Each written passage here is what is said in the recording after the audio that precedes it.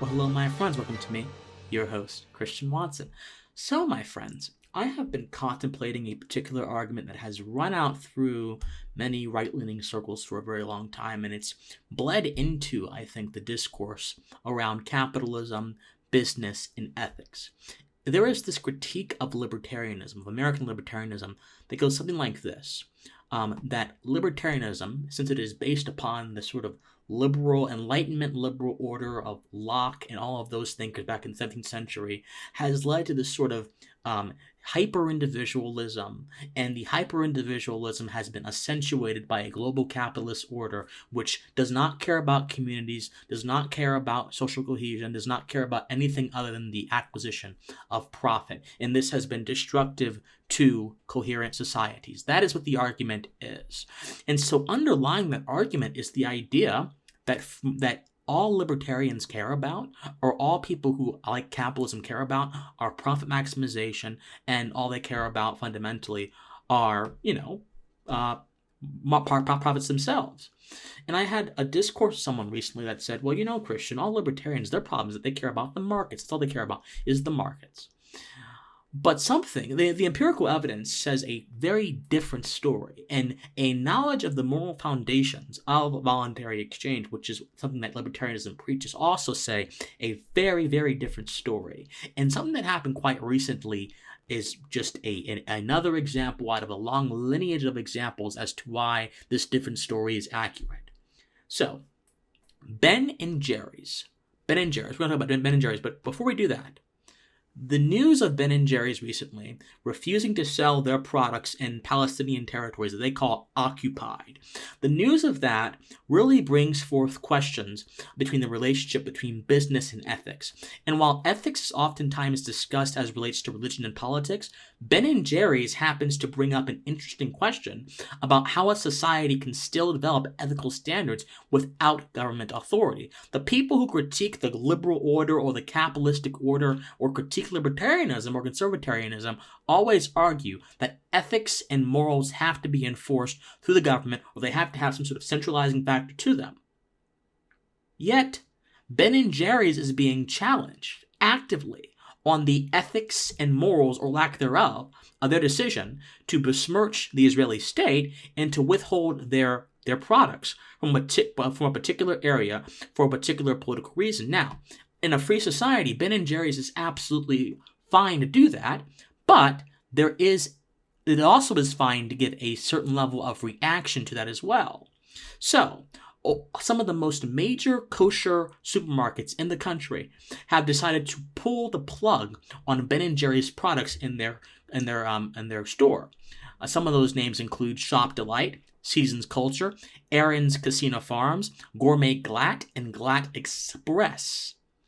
So all of these things, all these people who are Jewish have decided, you know what? We are not going to do business with Ben & Jerry's anymore. We're going to put your products in the freezer. We're not going to sell them. We're not going to give you any more money than we already have given you.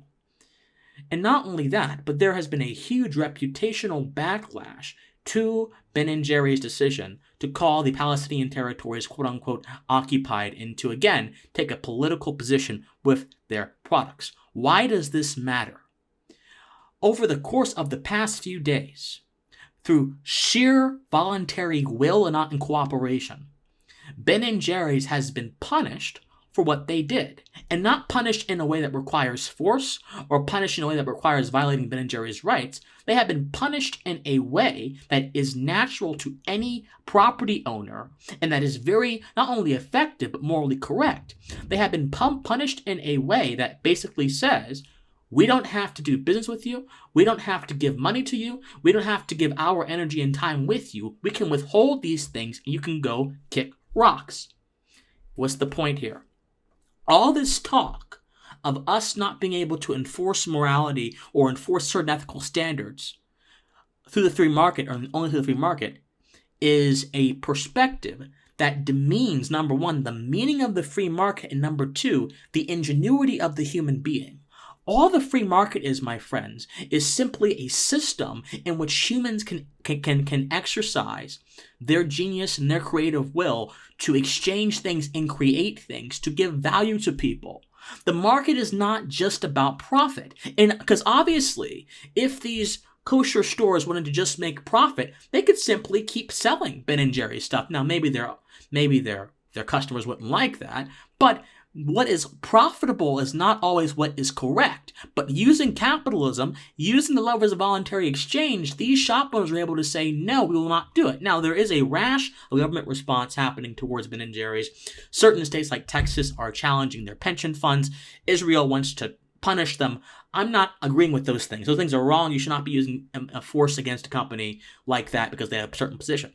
But what is good is the voluntarily withholding of certain platforms from Ben & Jerry's because they don't have a right to be in these shop owners' places. And that is, again, the essence of what libertarians believe, or what libertarian theory generally professes. We profess that if you let people direct their own affairs, they will create their own societies, they will uphold their own ethical standards, and they will do so in a manner that does not violate anyone's rights. And the market is a very powerful mechanism by which to do that. But let's talk about the other side of this critique that says that the markets and market fundamentalism is a bad thing. They use this ridiculous term called market fundamentalism. And so Patrick Deneen, who is a professor and who is a part of this sort of very, very conservative, traditionally conservative part of the right, who is arguing for this sort of shedding of individualism, the shedding of this sort of emphasis on the autonomy of the individual and the reemergence of certain collective ideas.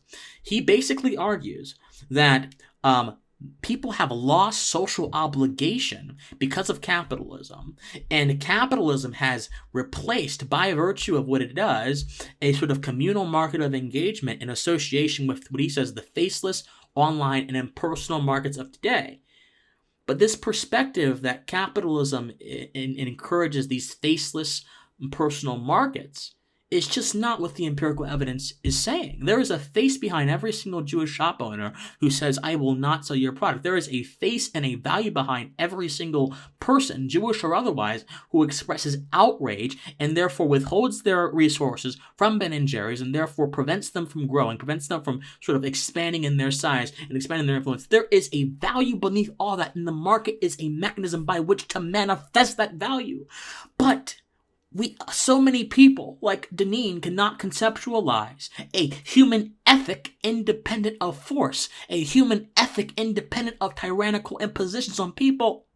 So this reflects, again, a dim view of the human being.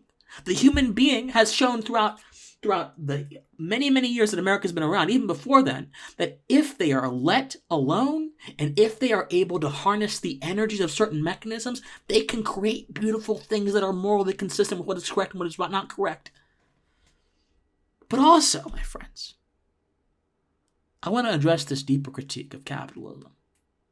This idea that capitalism is this mechanical, bare bones thing that churns people into toy soldiers to be wound up at the pleasure of some evil hedge fund manager. This is kind of the point that Emma Goldman, an anarcho-communist philosopher, made back in her books. This idea ignores the variety and the complexity of capitalist thought.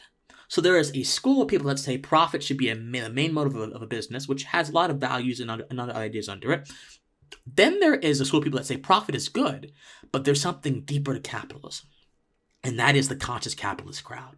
The credo of conscious capitalism, as is said on the website of conscious capitalism, says that because capitalism is good, business is good because it creates value. It is ethical because it is based on voluntary exchange. It is noble because it can elevate our existence. It is heroic because it lifts people out of poverty and creates prosperity. Free enterprise capitalism, it continues, is the most powerful system for social cooperation and human progress ever conceived. It is one of the most compelling ideas we humans have ever had, and we can aspire to even more. My friends, capitalism is not the enemy here. Capitalism is a tool by which you can voice your values and you can cement implement your values through the power of the purse. The purse in our society is so powerful because from the purse flows, from the fountain of the purse flows that value. From the fountain of the purse flows social influence. From the fountain of the purse flows so many things that go into ensuring that proper ethical and moral foundations are adhered to and are